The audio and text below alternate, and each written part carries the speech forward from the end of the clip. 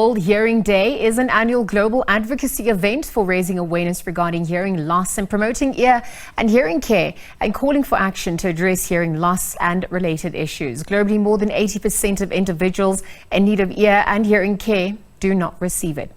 This results in an annual global loss of nearly $1 trillion due to unaddressed hearing loss. Let's take this discussion further. We're going to be joined by audiologist Mampho Dlulane. Mampho, good afternoon. Thanks for joining us on the SABC at this hour. Good afternoon, Liesl. I hope it's a lovely afternoon on your side. It is a good afternoon thus far. Thank you for joining us. Let's actually just look at some of the misperceptions around hearing loss in a South African context. What are you witnessing? Perhaps before we also look at some of the causes of sudden hearing loss and how it impacts quality of life at large. So for a lot of people, when it comes to hearing loss, because it varies in degrees, a lot of people don't realize that they actually have some sort of hearing loss. What they will notice, though, is that they're not hearing as clearly in their meetings, at work, in conversation. They're asking for a lot of repetition. So it's those subtle things that really impact on a person's quality of life that are a result of hearing loss. Thank you for setting that context. We're also trying to understand if, sudden hearing loss in one ear is serious. If we're going to look at ways to treat, hearing loss or reverse it, what are those options available?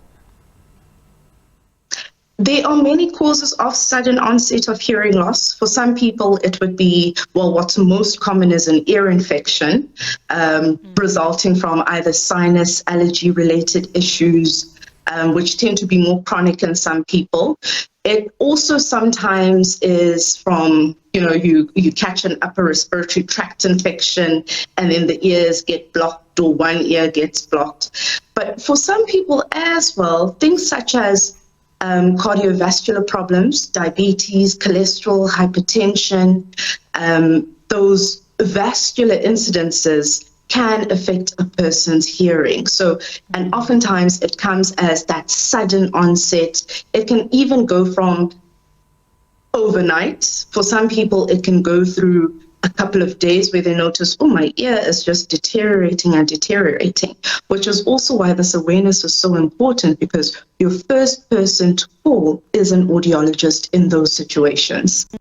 I know that balance is affected, possibly speech as well, learning, communication at large. And so as we look at early prevention and early detection, the significance of this, what are we witnessing in South Africa, particularly access to those resources? We absolutely lack access to audiologists. Looking at it, from services available, there are too few audiologists working in government institutions. There are too few audiologists working in the educational setting.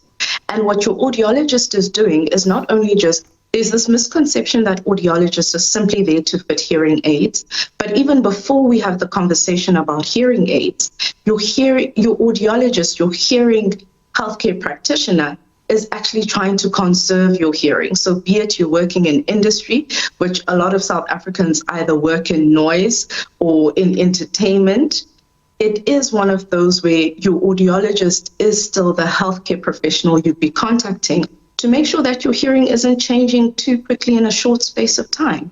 No, absolutely. Thank you for sharing that. I know that changing mindsets about ways to improve access, reducing costs is also important. Talk to us a little bit more about that, some of the initiatives as well as we observe World Hearing Day. So looking at, for example, in South Africa, there's no universal hearing screening for children born. And your audiologist is the person that would be coming in as soon as the child is born to screen that hearing, to check and see, is the child hearing, is the child not hearing?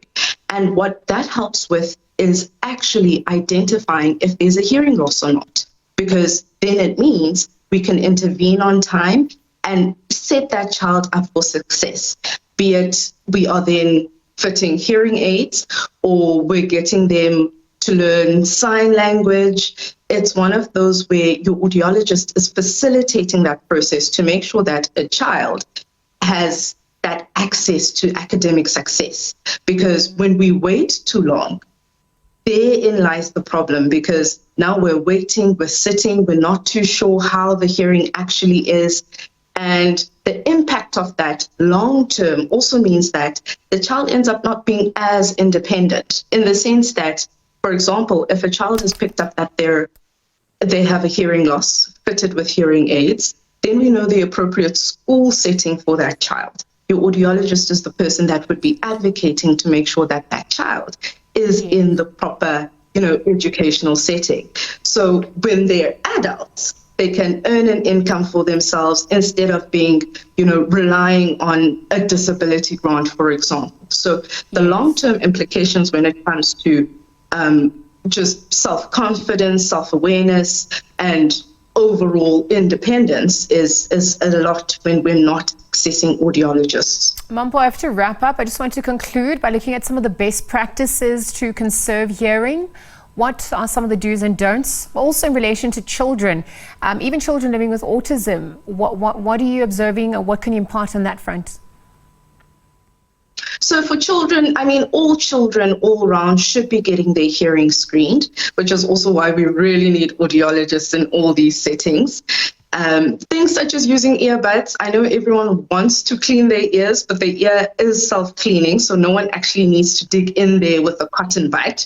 So that we're definitely needing to stop as a country. And also listening to music hazardously, so your music is all the way up. Those sort of things do impact on hearing. And it's so important that we're actually conserving our hearing, even in the littlest ways. And it might not seem like much, but in the long run, it will be so beneficial when a person actually conserves their hearing.